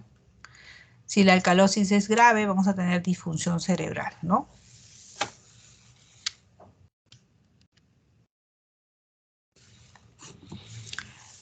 Obviamente vamos a tener que confirmar tenemos la alcalosis en el AGA, pero tenemos que hacer pues evaluar la causa específicamente, ¿no? Muy bien, ¿cuál es el tratamiento? El tratamiento específicamente en alcalosis metabólicas salinosensibles es el cloruro de urinario, menos de 15 miliequivalentes, reposición de volumen con suero salino, retirada de diuréticos o descenso, específicamente. Este es en el tratamiento de la alcalosis metabólica. En la acidosis respiratoria vamos a tener el tratamiento. Lo primero de todo es mejorar la ventilación alveolar mediante el aumento de oxígeno sin empeorar la retención de CO2 mediante el uso de oxigenoterapia y tratamiento del broncoespasmo en patología crónica reagudizada, ¿no? Habíamos visto que la corrección de la hipercapnia en pacientes crónicos debe hacerse lentamente y reevaluando de forma frecuente por la posible aparición de alcalosis y acidosis graves.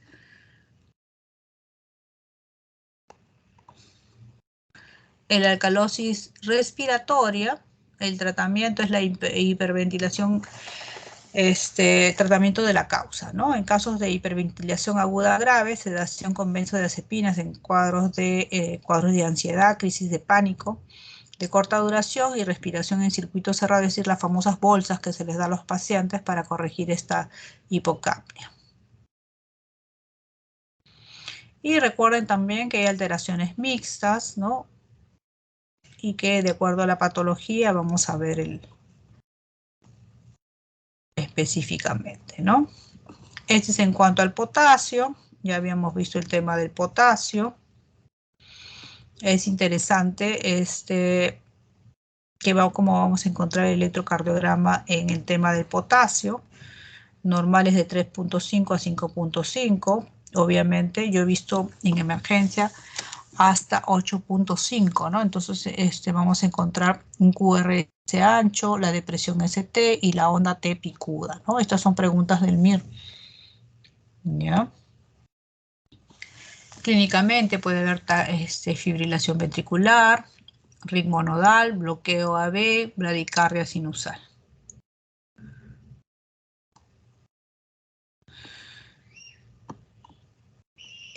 Si yo tengo hipopotasemia, ¿no? Raro que se dé, generalmente la hipopotasemia se da en cirróticos, no en renales. Puede ser por aporte insuficiente en una anorexia nerviosa, por pérdidas renales en la acidosis tubular renal, el uso de diuréticos, con pérdidas extrarrenales, de repente son pacientes que tienen diarreas, también con desplazamientos transcelulares, con alcalosis, uso de insulina o beta-adrenérgicos. ¿Cuáles son las manifestaciones de la hipopotasemia? Debilidad muscular, tetania, ilio, arritmia cardíaca, poliuria e hipertensión arterial. Habíamos visto el tratamiento, ¿no? Este tratamiento debe ser proporcional a la gravedad del paciente, ¿no?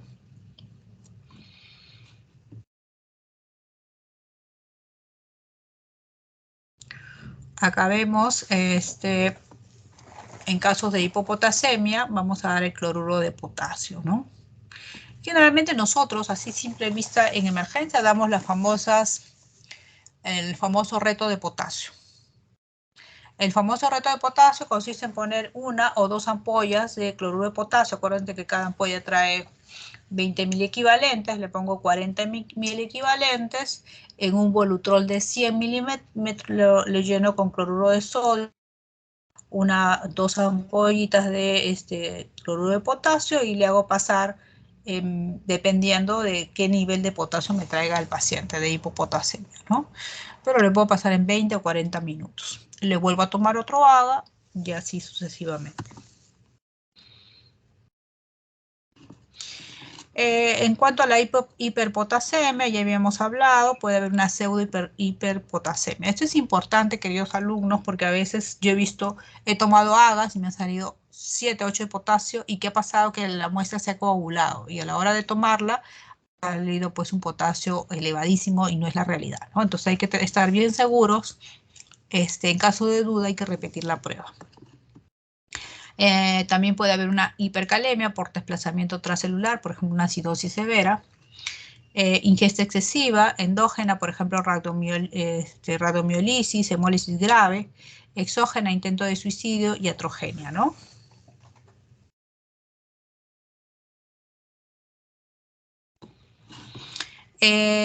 Hay que recordar que en pseudo hiperpotasemia, la muestra hemolizada que les había dicho, el lugar de extracción, generalmente puede ser próxima a veces se le toma la muestra justo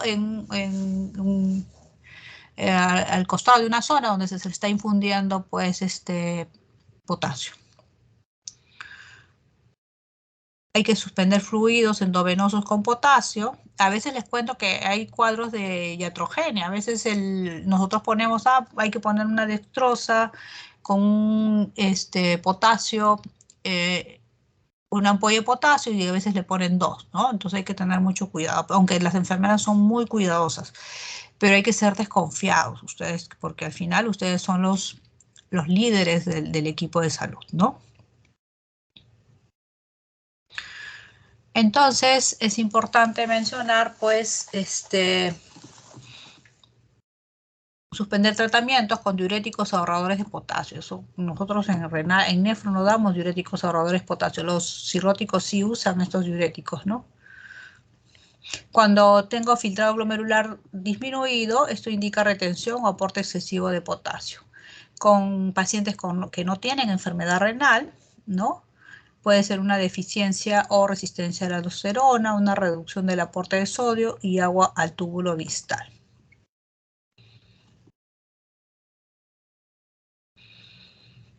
Muy bien, entonces también puede haber una alteración en lo que es la aldosterona, ¿no? Que hay unos cálculos específicamente, ¿no? Que nos va a decir pues si hay un exceso de aporte de potasio. O si es que hay una deficiencia o resistencia a la aldosterona. Muy bien, yo creo que para avanzar rápidamente vemos pues el tipo de tratamiento, ¿no? Diuréticos, resinas de intercambio. Doctora, ¿qué son resinas de intercambio? Acuérdense que el potasio se puede eliminar por el intestino. Entonces puedo yo estimular la diarrea para bajar el potasio. O de repente pues hay unas resinas que se ponen como enemas donde hay intercambio también de potasio y se elimina potasio. Habíamos visto el salbutamol, el gluconato, el bicarbonato, la insulina, más glucosa y las resinas de intercambio y la diálisis, ¿no? Estas resinas de intercambio generalmente se dan, se dan en pacientes pues, que están en diálisis crónicamente y que por uno u otro motivo no van a poder acudir a su cita de diálisis. A veces son pacientes que dializan por ejemplo, yo dializo en Lima y quiero irme a Huancayo a visitar un familiar. Entonces me voy a Huancayo, pero ahí no hay sitio donde pueda dializar. Puede haber, pero yo tengo que sacar cita, transferencia, no me dan, cada uno tiene su turno en su sitio y voy a tener que ir a Huancayo y no voy a dializar. Entonces, ¿qué hago yo? Puedo estimular la diarrea, ¿no? Para bajar el potasio, bajar el agua, que son los elementos que se me pueden complicar y hacer necesaria la diálisis. Entonces, o uso estas resinas de intercambio, ¿no? Que me pueden hacer que yo falte máximo una sesión y si es que es 2 es con mucho riesgo, ¿no? Muy bien. ¿Alguna pregunta hasta acá, estimados alumnos? ¿Alguna duda? Muy bien, chicos, ha sido un gusto. Les deseo lo mejor para su examen. Cuídense. Nos estamos viendo para una próxima oportunidad. Cuídense, hasta luego. Muchas gracias, doctora. Chao, chicos. Gracias, doctora.